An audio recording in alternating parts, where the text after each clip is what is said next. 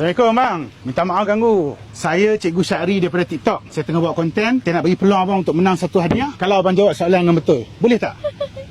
Boleh tak? Ha? Alah janganlah malu. Tak apa. Soalan mudah je. Itulah jangan tolak rezeki dulu. Try dulu. Boleh. Boleh Nama abang apa? Johari. Daripada mana? Kajang. Kajang. Puan? Ika. Alisha. Ika. Ika. Daripada mana? Kajang juga. Dah berapa lama kahwin? 2 tahun. Lebih. Soalan saya ni sebenarnya mudah je. Tapi sebagai suami isteri, dia akan menyebabkan kalau kita salah jawab tu mungkin pakai toto lah bang malam ni. Okey. Sebelum tu saya nak tanya dekat Puan dulu. Soalan tu, Puan akan bagi jawapan, saya akan tanya abang balik. Boleh? Okey, Puan, mai sini. Apakah aktiviti pertama yang Puan buat kalau Puan bangun tidur? Mandikan anak.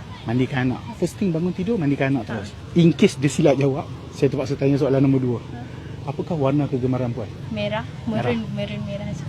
Merah merun lah Doa banyak-banyak Okey tuan, saya dah dapat soalan dan saya dapat jawapan dah. Soalan pertama, apakah aktiviti yang isteri tuan akan buat first thing dia bangun daripada tidur? Buat apa Dia macam-macam nak buat. Oh ya ke? Satu. Apa benda? Apa? Aku dah penuh kan ni. Tidur luar malam ni. Aduh, Tengok anak aku. tengok anak. Aduh, sikit lagi bang, sikit lagi. Mandikan anak bang. Aduh, tengok anak. Tak apa. Saya bagi abang peluang kedua ni. Apakah warna kegemaran isteri abang? Warna ni merun. Oh, tahniah. Finally. Nasib baik betul. Okey bang, saya hadiahkan ni dekat abang. Buka dan tengok. Dalam ni mungkin ada coklat hack, coki-coki ataupun jelly apa, kelapa ke apa ke. Abang cek tengok apa dah.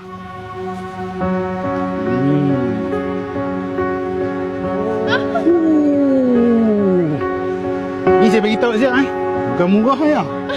Bukan murah ni. Apa lagi bang, dah dapat. Sarungkanlah ke jari manis dia.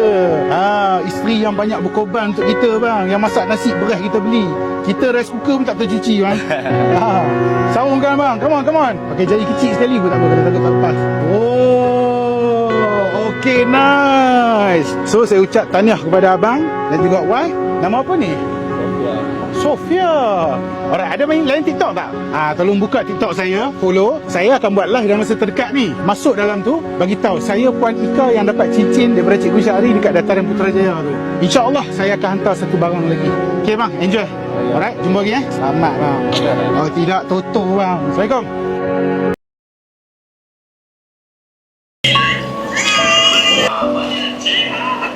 Tiga hari lepas ada orang tag saya tentang kisah baby Adam.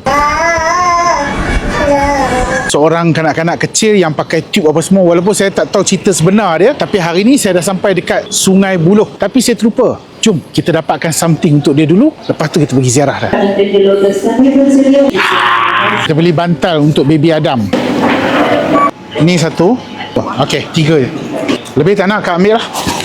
Ambil lah. Okey.